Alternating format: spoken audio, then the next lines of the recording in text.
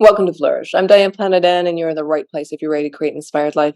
And we do so by working on our own personal development so we can be strong role models for those we love and mentor. Thank you for joining me on my Queen's journey. Please, keep in mind that I do a little bit of commentary during my chapter readings. So these are my opinions. I'm not a I'm not a teacher. I'm a student, and I'm doing research for my new book. So enjoy and learn and thrive and flourish, and let's get started. All right, chapter 65, exploring attitudes and changing attitudes through persuasion. Again, this is a little bit different. This one is from the open access textbook, Principles of Social Psychology. It's open courseware available anywhere you are online. So just so you know, this is not any type of infringement. All right, let's get going. Exploring attitudes, the learning objectives to keep in the back of your mind. Define the concept of attitude and explain why it is of such interest to social psychologists. Review the variables that determine attitude strength and outline the factors which affect the strength of the attitude behavior relationship. Although we might use the term in a different way in our everyday life, social psychologists reserve the term attitude to refer to our relatively enduring evaluation of something. Where the something is called the attitude object might be a person, a product, or a social group. In this section, we will consider the nature and strength of attitudes and the conditions under which attitudes best predict our behaviors. Attitudes are evaluations. When we say that attitudes are evaluations, we mean that they involve a preference for or against the attitude object. It's commonly expressed in such terms as prefer, like, dislike, hate, and love. When we express our attitudes, for instance, we say, I love Cheerios, I hate snakes, I'm crazy about Bill, or I like Italians. We are expressing the relationship, either positive or negative, between the self and an attitude object. Statements such as these make it clear that attitudes are an important part of the self concept. Attitudes tie the self concept to the attitude object, and so our attitudes are an essential part of us. Every human being holds thousands of attitudes, including those about family and friends, political parties and political figures, abortion rights and terrorism, preferences for music, and much more. Each of our attitudes has its own unique characteristics, and no two attitudes come to us or influence us in quite the same way. Research has found that some of our attitudes are inherited, at least in part, via genetic transmission from our parents. Other attitudes are learned mostly through direct and indirect experiences with the attitude objects. We may like to ride roller coasters in part because our genetic code has given us a thrill loving personality, and in part because we've had some really great times on roller coasters in the past. Still, other attitudes are learned via the media or through our interactions with friends. Some of our attitudes are shared by others. Most of us like sugar, fear snakes, and are disgusted by cockroaches. Whereas other attitudes, such as our preferences for different styles of music or art, are more individualized. They have a table of 5.1 here. Heritability of some attitudes shows some of the attitudes that have been found to be the most highly heritable, i.e., most strongly determined by genetic variation among people. These attitudes form earlier and stronger and more resistant to change than others, although it is not yet known why some attitudes are more genetically determined than are others. And this, please look at this table here on the YouTube channel because it's actually quite fascinating about the different attitudes and how heritable they are. And I think the interesting part is some things you think might be, oh, I play bingo because my mom does. Not on the factor. So it's interesting. I'm going to keep moving on because it's a big table. Our attitudes are made up of cognitive, affective, and behavioral components. Consider my own attitude towards chocolate ice cream, which is very positive and always has been as far as I can remember. In terms of effect, I love it. In terms of behavior, I frequently eat chocolate ice cream. In terms of cognition, chocolate ice cream has a smooth texture and a rich, strong taste. My attitude toward chocolate ice cream is composed of affect, behavior, and cognition. Although most attitudes are determined by cognition, affect, and behavior, there is nevertheless variability in this regard across people and across attitudes. Some attitudes are more likely to be based on beliefs, some more likely to be based on feelings, and some more likely to be based on behaviors. I would say that my attitude towards chocolate ice cream is in large part determined by affect. Although I can describe its taste, mostly I just like it. My attitudes towards my Toyota Corolla and my home air conditioner, on the other hand, are more cognitive. I don't really like them so much as I admire their positive features. The Toyota gets good gas mileage and the air conditioner keeps me cool on hot summer days. Still, other of my attitudes are based more on behavior. I feel like I've learned to like my neighbors because I've done favors for them over the years, which they have returned, and these helpful behaviors on my part have, at least in part, led me to develop a positive attitude toward them. Different people may hold attitudes towards the same attitude object for different reasons. Some people voted for Barack Obama in the 2008 elections because they like his policies. He's working for the middle class. He wants to increase automobile fuel efficiency, whereas others voted for or against him because they just like or disliked him. Although you might think that cognition would be more important in this regard, political scientists have shown that many voting decisions are made primarily on the basis of affect. Indeed, it is fair to say that the affective component of attitudes is generally the strongest and most important. Human beings hold attitudes because they are useful. Particularly, our attitudes enable us to determine often very quickly and effortlessly which behaviors to engage in, which people to approach or avoid, and even which products to buy. You can imagine that making quick decisions about what to avoid, for example, the snake equals bad, so you should run away, or what to approach. Blueberries, ooh, those are good, let's eat some. This has a substantial value in our evolutionary experience. Because attitudes are evaluations, they can be assessed using any of the normal measuring techniques used by social psychologists. Attitudes are frequently assessed using self report measures, but they can also be assessed more indirectly using measures of arousal and facial expressions, as well as implicit measures of cognition, such as the implicit association test. Attitudes can also be seen in the brain by using neuroimaging techniques. This research has found that our attitudes, like most of our social knowledge, are stored primarily in the prefrontal cortex, but that the amygdala is important in emotional attitudes, particularly those associated with fear. Attitudes can be actively extremely quickly, often within 1/5 of a second after we see an attitude object. Some attitudes are stronger than others.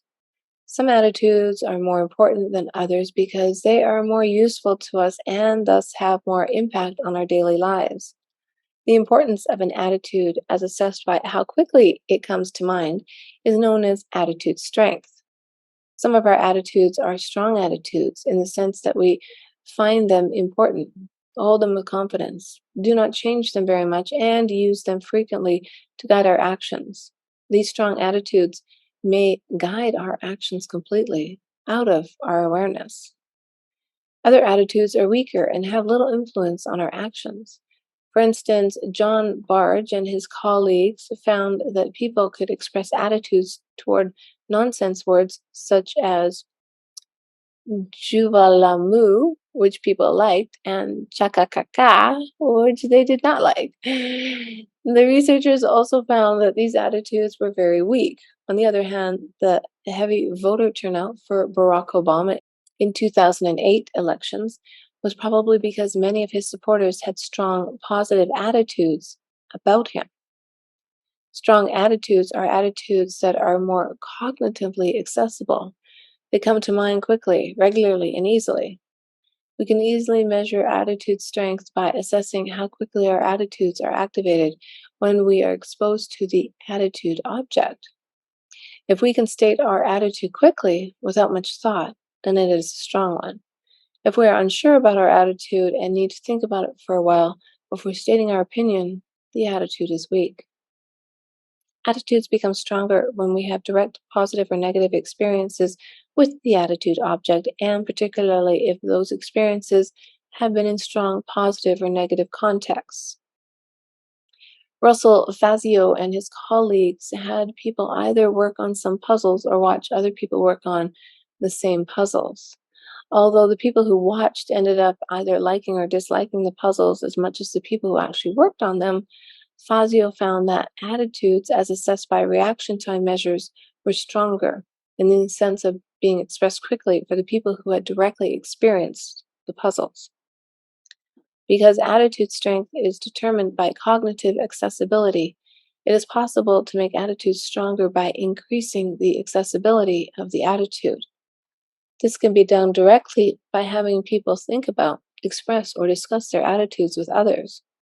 After people think about their attitudes, talk about them, or just say them out loud, the attitudes they have expressed become stronger. Because attitudes are linked to self-concept, they also become stronger when they are activated along with the self-concept. When we are looking into a mirror or sitting in front of a TV camera, our attitudes are activated and we are then more likely to act on them. Attitudes are also stronger when the ABCs of affect, behavior, and cognition all line up. As an example, many people's attitude toward their own nation is universally positive. They have strong positive feelings about their country, many positive thoughts about it, and tend to engage in behaviors that support it. Other attitudes are less strong because the affective cognition and behavioral components are each somewhat different. My affect towards chocolate ice cream is positive. I like it a lot. On the other hand, my cognitions are more negative. I know that eating too much ice cream can make me fat, and that is bad for my coronary arteries. And even though I love chocolate ice cream, I don't eat some every time I get a chance.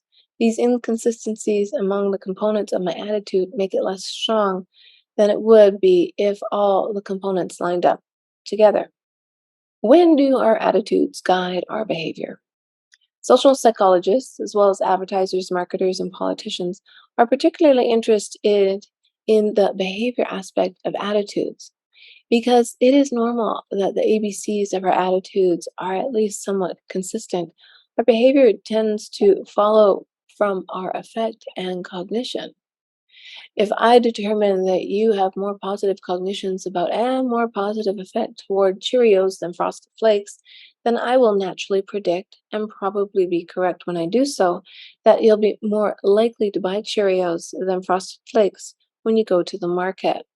Furthermore, if I can do something to make your thoughts or feelings towards Frosted Flakes more positive, then your likelihood of buying that cereal instead of the other will also increase.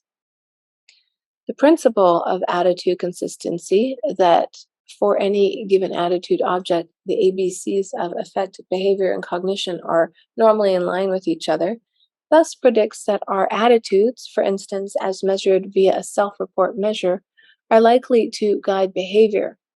Supporting this idea, meta-analysis have found that there's a significant and substantial positive correlation among the different components of attitudes, and that attitudes expressed on self-report measures do predict behavior. Although there is a general consistency between attitudes and behavior, the relationship is stronger in certain situations, for certain people, and for certain attitudes. The theory of planned behavior, developed by Martin Fishbein and Isaac Asian, outlined many of the important variables that affected the attitude behavior relationship, and some of these factors are summarized in the list that follows this paragraph. It may not surprise you to hear that attitudes that are strong, in the sense that they are expressed quickly and confidently, predict our behavior better than do weak attitudes. For example, in 2009, a study found that people who could more quickly complete questionnaires about their attitudes towards the politicians George Bush and John Kerry were also more likely to vote for the candidate that they had more positive attitudes towards in the 2004 presidential elections. The relationship between the responses on the questionnaires and voting behavior was weaker for those who completed the items more slowly. Here's a list of the many important variables that affected the attitude behavior relationship. When attitudes are strong rather than weak, when we have a strong intention to perform the behavior, when the attitude and the behavior both occur in similar social situations, when the same components of the attitude, either affect or cognition, are accessible, when the attitude is assessed, and when the behavior is performed. When the attitudes are measured at a specific rather than a general level, and for low self monitors rather than for high self monitors. Attitudes only predict behaviors well under certain conditions and for some people. The preceding list summarized the factors that create a strong attitude behavior relationship. People who have strong attitudes towards an attitude object are also likely to have strong intentions to act on their attitudes, and the intention to engage in an activity is a strong predictor of behavior. Imagine for a moment that your friend Sharina is trying to decide whether to recycle her used laptop batteries or just throw them away. We know that her attitude towards recycling is positive. She thinks she should do it. But we also know that recycling takes work. It's much easier just to throw the batteries away. Only if Sharina has a strong attitude toward recycling, will she then have the necessary strong intentions to engage in the behavior that will make her recycle batteries even when it is difficult to do? The match between the social situations in which the attitudes are expressed and the behaviors are engaged in also matters, such that there is greater attitude behavior correlation when the social situations match.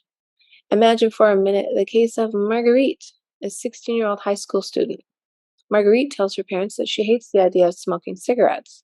Marguerite's negative attitude towards smoking seems to be a strong one because she's thought about it a lot. She believed that cigarettes are dirty, expensive, and unhealthy. But how sure are you that Marguerite's attitude will predict her behavior? Would you be willing to bet that she'd never tried smoking when she was out with her friends?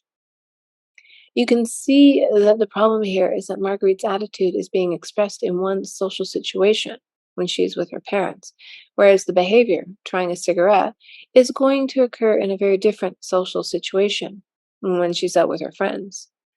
The relevant social norms are, of course, much different in two situations. Marguerite's friends might be able to convince her to try smoking, despite her initial negative attitude, when they entice her with peer pressure. Behaviors are more likely to be consistent with attitudes when the social situation in which the behavior occurs is similar to the situation in which the attitude is expressed. Research focus: attitude behavior consistency. Another variable that has an important influence on attitude behavior consistency is the current cognitive accessibility of the underlying affective and cognitive components of the attitude. For example, if we assess the attitude in a situation in which people are thinking primarily about the attitude object in cognitive terms, and yet the behavior is performed in a situation in which the affective components of the attitude are more accessible, then the attitude behavior relationship will be weak. Wilson and Schooler in 1991 showed a similar type of effect by first choosing attitudes that they expected would be primarily determined by affect. Attitudes toward 5 different types of strawberry jam. Then they asked a sample of college students to taste each of the jams. While they were tasting, one half of the participants were instructed to think about the cognitive aspects of their attitudes to these jams. That is, to focus on the reason they held their attitudes, whereas the other half of the participants were not given these instructions. Then all the students completed measures of their attitudes towards each of the jams. Wilson and his colleague then assessed the extent to which the attitudes expressed by students correlated with taste ratings of the 5 jams as indicated by experts at Consumer Reports. They found that the attitudes expressed by the students correlated significantly higher with the expert rating for the participants who had not listed their cognitions first. Wilson and his colleagues argued that this occurred because our liking of jams is primarily affectively determined. We either like them or we don't. And the students who simply rated the jams used their feelings to make judgments. On the other hand, the students who were asked to list their thoughts about the jams had some extra information to use in making their judgments. But it was information that was not actually useful. Therefore, when these students used their thoughts about jam to make the judgments were less valid. In 1996, McDonald, Zana, and Fong showed male college students a video of 2 other college students, Mike and Rebecca, who were out on a date. However, according to random assignment to conditions, half of the men were shown the video while sober, and the other half viewed the video after they've had several alcoholic drinks. In the video, Mike and Rebecca go to the campus bar and drink and dance. Then they go to Rebecca's room, where they end up kissing passionately.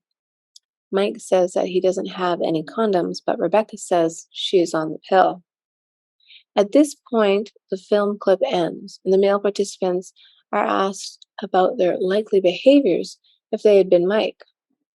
Although all men indicated that having unprotected sex in this situation was foolish and irresponsible, the men who had been drinking alcohol were more likely to indicate that they would engage in sexual intercourse with Rebecca even without a condom. One interpretation of this study is that sexual behavior is determined by both cognitive factors. I know that it is important to practice safe sex, and so I should use a condom. And affective factors. Sex is enjoyable. I don't want to wait. When the students were intoxicated at the time the behavior was to be performed, it seemed likely the affective component of the attitude was more important determinant of behavior than was the cognitive component. One other type of match that has an important influence on the attitude-behavior relationship concerns how we measure the attitude and behavior. Attitudes predict behavior better when the attitude is measured at a level that is similar to the behavior to be predicted. Normally, the behavior is specific, so it is better to measure the attitude at a specific level too. For instance, if we measure cognitions at a very general level, do you think it is important to use condoms? Are you a religious person? We will not be as successful at predicting actual behaviors as we will be if we ask the question more specifically at the level of behavior we are interested in predicting. Do you think you will use a condom the next time you have sex? How frequently do you expect to attend church in the next month? In general, more specific questions are better predictors of specific behaviors, and thus, if we wish to accurately predict behaviors, we should remember to attempt to measure specific attitudes. One example of this principle is shown in Figure 5.1, predicting behavior from specific and non-specific attitude measures. They found that they were much better to predict whether women actually use birth control when they assess the attitude at a more specific level. So this figure, if you're listening to the podcast versus watching it on YouTube, you can pop over, but it's basically predicting behavior from specific and non-specific attitude measures. Attitudes that are measured using more specific questions are more highly correlated with behavior than are attitudes measured using less specific questions. Attitudes also predict behavior better for some people than for others. Self-monitoring refers to individual differences in the tendency to attend to social cues and to adjust one's behavior to one's social environment. To return to our example of Marguerite, you might wonder whether she is the type of person who is likely to be persuaded by peer pressure because she's particularly concerned with being liked by others.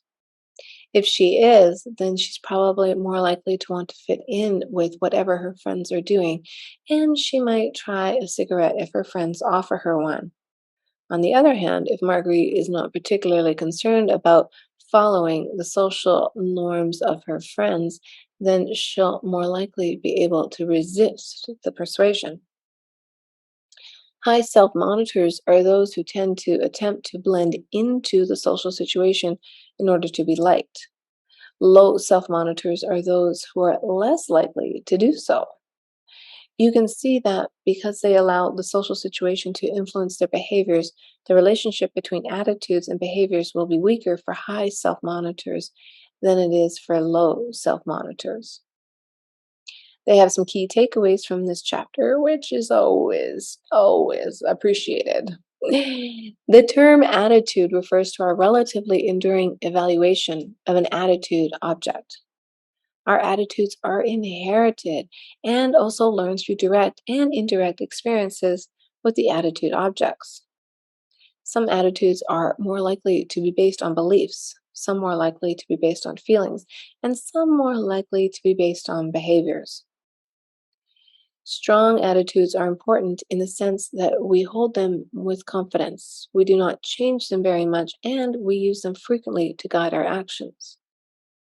Although there's a general consistency between attitudes and behavior, the relationship is stronger in some situations than in others, for some measurements than for others, and for some people than others. Changing attitudes through a persuasion. Learning objectives. This must be a double chapter or something. I don't know. Learning objectives. Outline how persuasion is determined by the choice of effective communicators and effective messages. Review the conditions under which attitudes are best changed using spontaneous versus thoughtful strategies, and summarize the variables that make us more or less resistant to persuasive appeals. Every day, we are bombarded by advertisements of every sort. The goal of these ads is to sell us cars, computers, video games, clothes, and even political candidates. The ads appear on billboards, website pop-up ads, TV infomercials, and well, you name it. It's been estimated that the average American child views over 40,000 TV commercials every year, and that over 400 billion is spent annually on advertising worldwide. There is substantial evidence that advertising is effective in changing attitudes. After the R.J. Reynolds Company started airing its Joe Camel ads for cigarettes on TV in the 1980s, Camel cigarette shares of sales among children increased dramatically. But persuasion can also have more positive outcome. Persuasion is used to encourage people to donate to charitable causes, to volunteer to give blood, and to engage in healthy behaviors. The dramatic decrease in cigarette smoking from about half of the US population who smoked in 1970 to only about a quarter who smoke today is due in large part to effective advertising campaigns. Section 3.2, Emotion, Stress, and Well-Being, considers how we can change people's attitudes. If you are interested in learning how to persuade others, you may well get some ideas in this regard. If you think that advertisers and marketers have too much influence, then this section will help you understand how to resist such temptations at persuasion. Following the approach used by some of the earliest social psychologists, and that still forms the basis of thinking about the power of communication, we will consider which communicators can deliver the most effective messages to which type of message recipients. Choosing effective communicators. In order to be effective persuaders, we must first get people's attention, then send an effective message to them, and then ensure that they process the message in the way we would like them to. Furthermore, to accomplish these goals, persuaders must take into consideration the cognitive, affective, and behavioral aspects of their methods. Persuaders also must understand how the communication they are presenting relates to the message recipient, his or her motivations, desires, and goals. Research has demonstrated that the same message will be more effective if delivered by a more persuasive communicator. In general, we can say that communicators are more effective when they help their recipients feel good about themselves, that is, by appealing to self-concern. For instance, attractive communicators are frequently more effective persuaders than are unattractive communicators. Attractive communicators create a positive association with the product they are trying to sell and put us in a good mood, which makes us more likely to accept their messages. And as the many marketers who include free gifts, such as mailing labels or small toys, in their request for charitable donations, well known, we are more likely to respond to the communicators who offer us something personally beneficial. We're also more persuaded by people who are similar to us in terms of opinions and values than those whom we perceive as being different. This is, of course, why advertisements targeted at teenagers frequently use teenagers to present the message, and why advertisements targeted at the elderly use older communicators. When communicators are perceived as attractive and similar to us, we tend to like them. And we also tend to trust the people that we like. The success of Tupperware parties in which friends get together to buy products from other friends may be due more to the fact that people like the salesperson than to the nature of the product. People such as newscaster Walter Cronkite and film stars Tom Hanks and Reese Witherspoon have been used as communications for products in part because we see them as trustworthy and thus likely to present an unbiased message. Trustworthy communicators are effective because they allow us to feel good about ourselves when we accept their message, often without critically evaluating its content. Expert communicators may sometimes be perceived as trustworthy because they know a lot about the product they are selling. When a doctor recommends that we take a particular drug, we are likely to be influenced because we know that he or she has expertise about the effectiveness of drugs. It is no surprise that advertisers use race car drivers to sell cars and basketball players to sell athletic shoes. Although expertise come in part from having knowledge, it can also be communicated by how one presents a message. Communicators who speak confidently, quickly, and in a straightforward way are seen as more expert than those who speak in a more hesitating and slower manner. Taking regular speech and speeding it up by deleting very small segments of it so that it sounds the same but actually goes faster makes the same communication more persuasive. This is probably in part because faster speech makes the communicator seem more like an expert, but also because faster speech reduces the listener's ability to come up with counterarguments as he or she listens to the message. Effective speakers frequently use this technique, and some of the best persuaders are those who speak quickly. Although expert communicators are expected to know a lot about the product they are endorsing, they may not be seen as trustworthy if their statements seem to be influenced by external causes.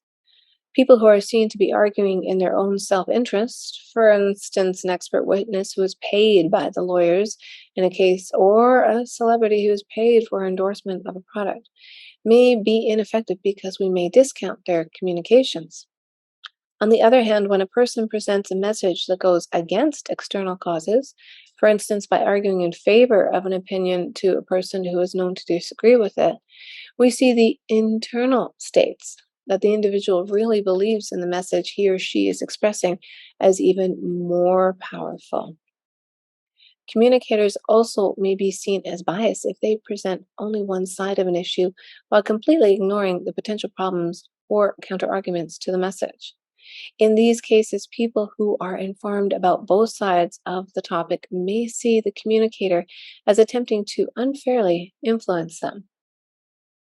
Although we are generally very aware of the potential that communicators may deliver messages that are inaccurate or designed to influence us, and we are able to discount messages that come from sources that we do not view as trustworthy, there is one interesting situation in which we may be fooled by communicators. This occurs when a message is presented by someone we perceive as untrustworthy. When we first hear that person's communication, we appropriately discount it and therefore has little influence on our opinion. However, over time, there's a tendency to remember the content of a communication to a greater extent than we remember the source of the communication. As a result, we may forget over time to discount the remembered message. This attitude change that occurs over time is known as the sleeper effect. And they have a figure 5.2 here. You have to take a look on the YouTube channel, which shows expert, non-expert attitude versus time one, time two. So the sleeper effect occurs when we initially discount the message given by an untrustworthy or non-expert communicator, but over time we remember the content of the message and forget its source. The result is attitude change in the direction of the initially discounted message. Oh, that one's fascinating, right? Perhaps you've experienced the sleeper effect. Once I told my friends a story that I had read about one of my favorite movie stars. Only later did I remember that I had read the story while I was waiting in the supermarket checkout line and that I had read it in the National Enquirer. I knew that the story was probably false because the newspaper is considered unreliable. But I had initially forgotten to discount that fact because I did not remember the source of the information. The sleeper effect is diagrammed in figure 5.2. That's the one we just talked about. Creating effective communications. Once we have chosen a communicator, the next step is to determine what type of message we should have him or her deliver. Neither social psychologists nor advertisers are so naive as to think that simply presenting a strong message is sufficient. No matter how good the message is, it will not be effective unless people pay attention to it, understand it, accept it, and incorporate it into their self-concept. This is why we attempt to choose good communicators to present our ads in the first place, and why we tailor our communications to get people to process them the way we want them to. And they have another figure here, 5.3, with a spontaneous attitude change. Message, happy, attitude change. Thoughtful, attitude change. Message, cognitive elaboration, attitude change. Spontaneous attitude change occurs as a direct or effective response to the message, whereas a thoughtful attitude change is based on our cognitive elaboration of the message. So take a look if you're not watching this on YouTube. The messages that we deliver may be processed either spontaneously, other terms for this include peripherally and heuristically, or thoughtfully. Other terms for this include centrally or systematically. Spontaneous processing is direct, quick, and often involves effective responses to the message. Thoughtful processing, on the other hand, is more controlled and involves a more careful cognitive elaboration of the meaning of the message. The route that we take when we process a communication is important in determining whether or not a particular message changes attitudes. Spontaneous message processing. Because we are bombarded with so many persuasive messages, and because we do not have the time, resources, or interest to process every message fully, we frequently process messages spontaneously. In these cases, if we are influenced by the communication at all, it is likely that it is a relatively unimportant characteristic of the advertisement, such as the likability or attractiveness of the communicator or the music playing in the ad, that will influence us. If we find the communicator cute, if the music in the ad puts us in a good mood, or if it appears that other people around us like the ad, then we may simply accept the message without thinking about it very much. In these cases, we engage in spontaneous message processing, in which we accept a persuasion attempt because we focus on whatever is most obvious or enjoyable without much attention to the message itself. In 1980, Shelley Kakin found that students who were not highly involved in a topic because it did not affect them personally were more persuaded by a likable communicator than an unlikable one, regardless of whether the communicator presented a good argument for the topic or a poor one. On the other hand, students who were more involved in the decision were more persuaded by the better than the poor message. Regardless of whether the communicator was likable or not, they were not fooled by the likability of the communicator. You might be able to think of some advertisements that are likely to be successful because they create spontaneous processing of the message by basing their persuasive attempts around creating emotional responses in the listeners. In these cases, the advertisers use associational learning to associate the positive features of the ad with the product. Television commercials are often humorous, and automobile ads frequently feature beautiful people by having fun driving beautiful cars. The slogans, "The Joy of Cola," "Coquette's Life," and "Be a Pepper," are good ads in part because they successfully create positive effect in the listener. In some cases, emotional ads may be effective because they lead us to watch or listen to the ad rather than simply change the channel or doing something else. The clever and funny TV ads that are shown during the Super Bowl broadcast every year are likely to be effective because we watch them, remember them, and talk about them with others. In this case, the positive effect makes the ads more salient, causing them to grab our attention. But emotional ads also take advantage of the role of effect in information processing. We tend to like things more when we are in good moods, and because positive effect indicates that things are okay, we process information less carefully than when we are in good moods. Thus, the spontaneous approach to persuasion is particularly effective when people are happy, and advertisers try to take advantage of this fact. Another type of ad that is based on emotional responses is the one that uses fear appeals, such as ads that show pictures of deadly automobile accidents to encourage seatbelt use or images of lung cancer surgery to decrease smoking. By and large, feel for messages are persuasive. Again, this is due in part to the fact that the emotional aspects of the ads make them salient and lead us to attend to and remember them. And fearful ads may also be framed in a way that leads us to focus on the salient negative outcomes that have occurred for one particular individual. When we see an image of a person who is jailed for drug use, we may be able to empathize with the person and imagine how it would feel if that happened to us. Thus, this ad may be more effective than more statistical ads stating the base rates of the number of people who are jailed for drug use every year. Fearful ads also focus on self concern, and advertisements that are framed in a way that suggests that a behavior will harm the self are more effective than the same message that are framed more positively. A study in 1995 found that a message that emphasized the negative aspects of not getting a breast cancer screening mammogram, "Not getting a mammogram can cost you your life," was more effective than a similar message that emphasized the positive aspects. "Getting a mammogram can save your life," and getting women to have a mammogram over the next year. These findings are consistent with the general idea that the brain responds more strongly to negative effect than it does positive effect. Although laboratory studies generally find that fearful messages are effective in persuasion, they have some problems that may make them less useful in the real world advertising campaigns. Fearful messages may create a lot of anxiety and therefore turn people off the message. For instance, people who know that smoking cigarettes is dangerous but who cannot seem to quit may experience particular anxiety about their smoking behaviors. Fear messages are more effective when people feel that they know how to rectify the problem, have the ability to actually do so, and take responsibility for the change. Without some feelings of self efficacy, people do not know how to respond to fear. Thus, if you want to scare people into changing their behavior, it may be helpful if you also give them some ideas on how to do so that they feel like they have the ability to take action and make the changes. Thoughtful message processing. When we process messages only spontaneously, our feelings are more likely to be important.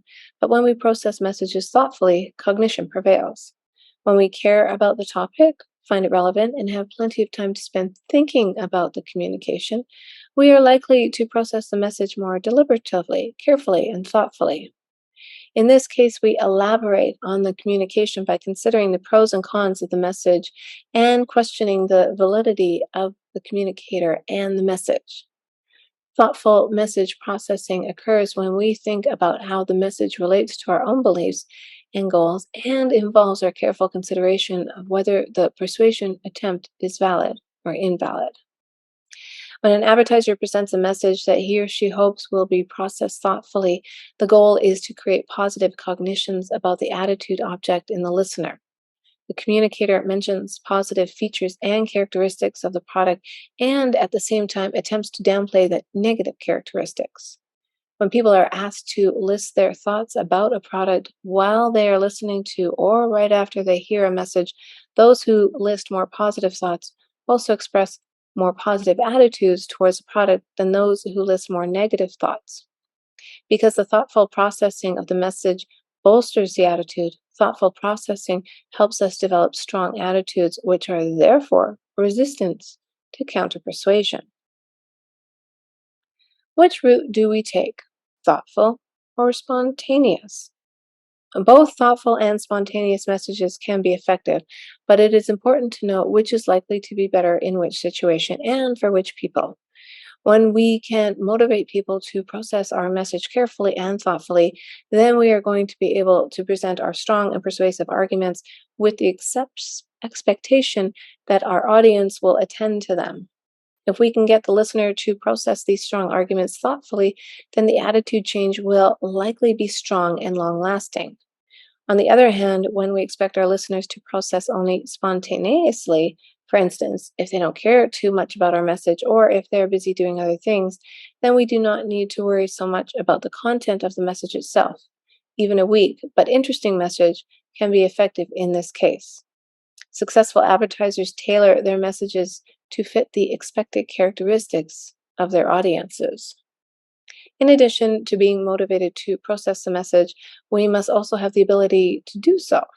If the message is too complex to understand, we may rely on spontaneous cues, such as the perceived trustworthiness or expertise of the communicator, and ignore the content of the message. When experts are used to attempt to persuade people, for instance in complex jury trials, the messages that these experts give may be very difficult to understand. In these cases, the jury members may rely on the perceived expertise of the communicator rather than his or her message being persuaded in a relatively spontaneous way. In other cases, we may not be able to process the information thoughtfully because we are distracted or tired. In these cases, even weak messages can be effective, again, because we process them spontaneously.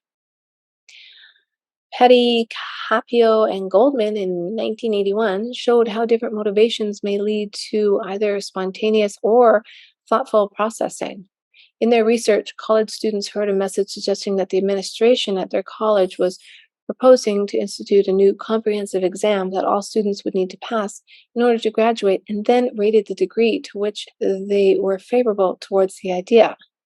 The researchers manipulated three independent variables: message strength. The message contained either strong arguments or weak arguments.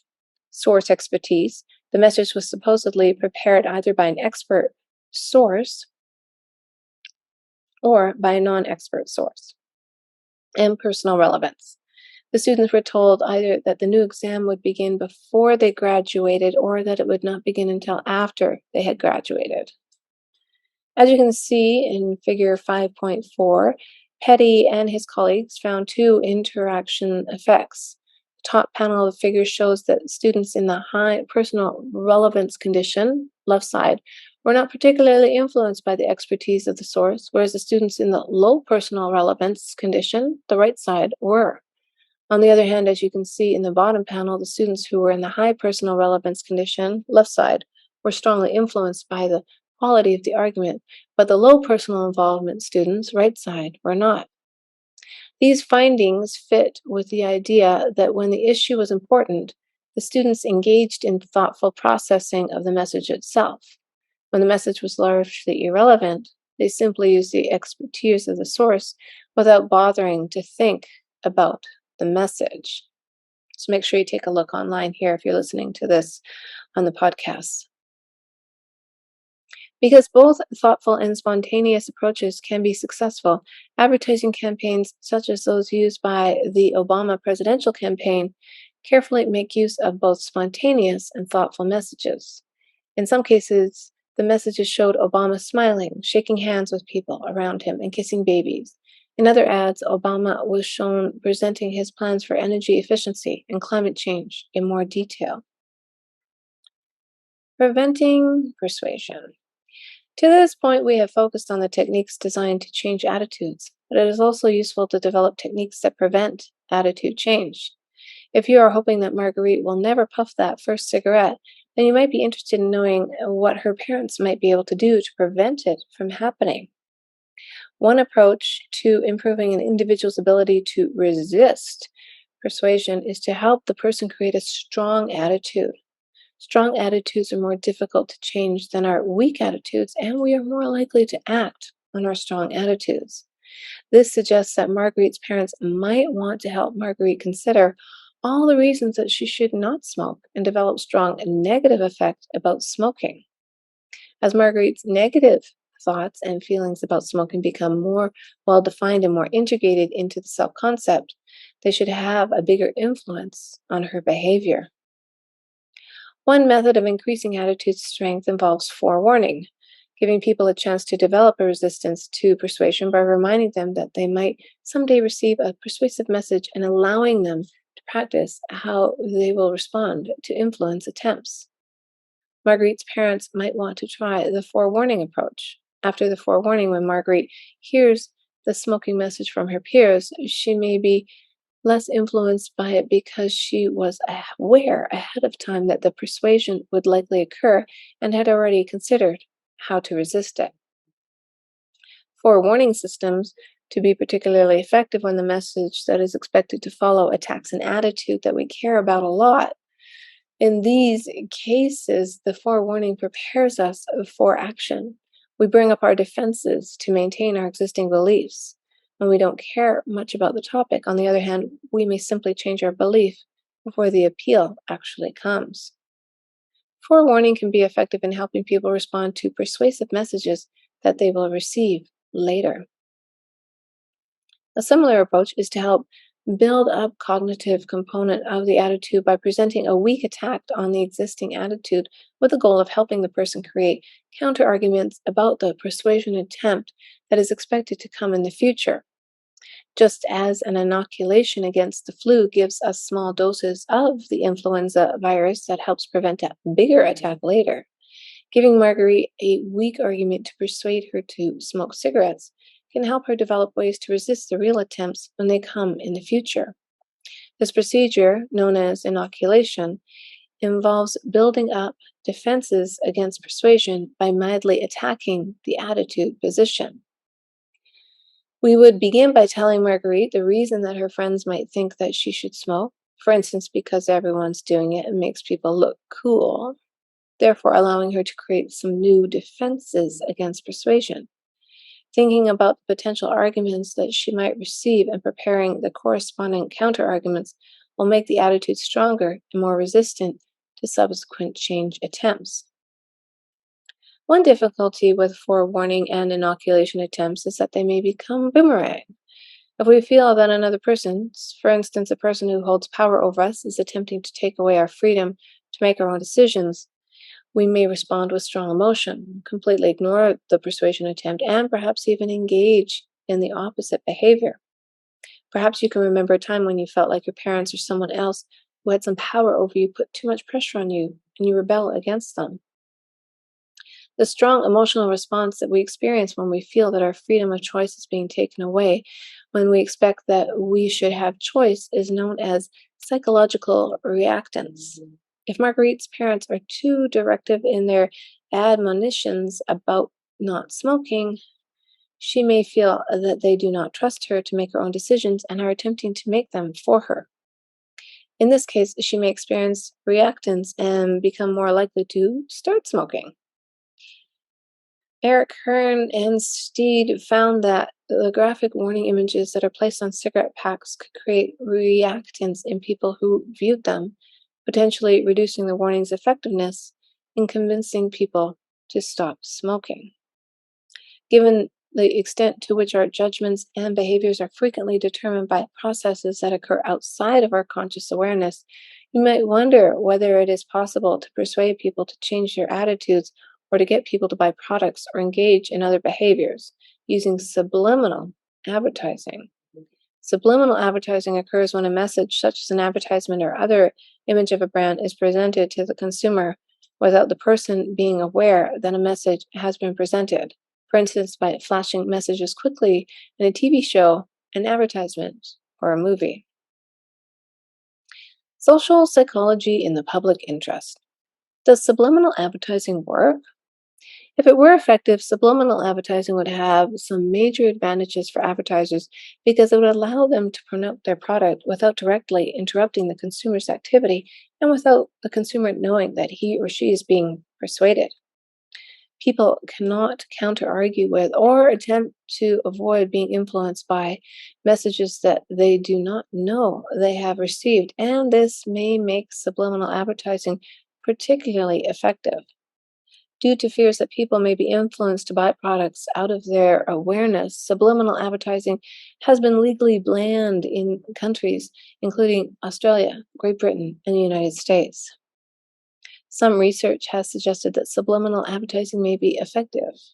In 2006, a study had Dutch college students view a series of computer trials in which a string of letters such as BBBBB or BBB, little b, big B, was presented on the screen, and the students were asked to pay attention to whether or not the strings contained a small b. However, immediately before each of the letter strings, the researchers presented either the name of a drink that is popular in Holland, Lipton Ice, or a control string containing the same letters as Lipton Ice, Nepik Toll. The priming words were presented so quickly for only about 1/50th of a second that the participants could not see them. Then the students were asked to indicate their intention to drink Lipton Ice by answering questions such, if you would sit on a terrace now, how likely is it that you would order Lipton Ice? And also to indicate how thirsty they were at the moment. The researchers found that the students who had been exposed to the Lipton Ice primes were significantly more likely to say they would drink Lipton Ice than those who had been exposed to the control words, but that this was only true for the participants who said they were currently thirsty. On the other hand, research had not supported the effectiveness of subliminal advertising. Charles Trapey in 1996 conducted a meta-analysis in which he combined 23 research studies that had tested the influence of subliminal advertising on consumer choice. The results of his meta-analysis showed that subliminal advertising had a negligible effect on a consumer choice. Sager in 1987 concluded that marketing should quit giving subliminal advertising the benefit of the doubt, arguing that the influences of subliminal stimuli are usually so weak that they are normally overshadowed by the person's own decision-making about the behavior. Even if a subliminal or subtle advertisement is perceived, previous experience with the product or a similar product, or even unrelated, more salient stimuli at the moment may easily overshadow any effect the subliminal message would have had. That is, even if we do perceive the hidden message, our prior attitudes or our current situation will likely have stronger influence on our choices, potentially nullifying any effect the subliminal message would have had. Taken together, the evidence for the effectiveness of subliminal advertising is weak, and its effects may be limited to only some people and only some conditions. You probably don't have to worry too much about being subliminally persuaded in your everyday life, even if subliminal ads are allowed in your country. Of course, although subliminal advertising is not that effective, there are plenty of other indirect advertising techniques that are. Many ads for automobiles and alcoholic beverages have sexual connotations, which indirectly, even if not subliminally, associate these positive features with their products. And there are ever more frequent product placement techniques where images of brands, cars, sodas, electronics, and so forth are placed on websites and in popular TV shows and movies. The key takeaways in this part 2 of the same chapter are: advertising is effective in changing attitudes and principles of social psychology, can help us understand when and how advertising works. Social psychologists study which communications can deliver the most effective messages to which type of messages recipients. Communicators are more effective when they help their recipients feel good about themselves. Attractive, similar, trustworthy, and expert communicators are examples of effective communicators. attitude change that occurs over time, particularly when we no longer discount the impact of low credibility communicator, is known as the sleeper effect. The messages that we deliver may be processed either spontaneously or thoughtfully. When we are processing messages only spontaneously, our feelings are more likely to be important. But when we process the message thoughtfully, cognition prevails. Both thoughtful and spontaneous messages can be effective in different situations and for different people.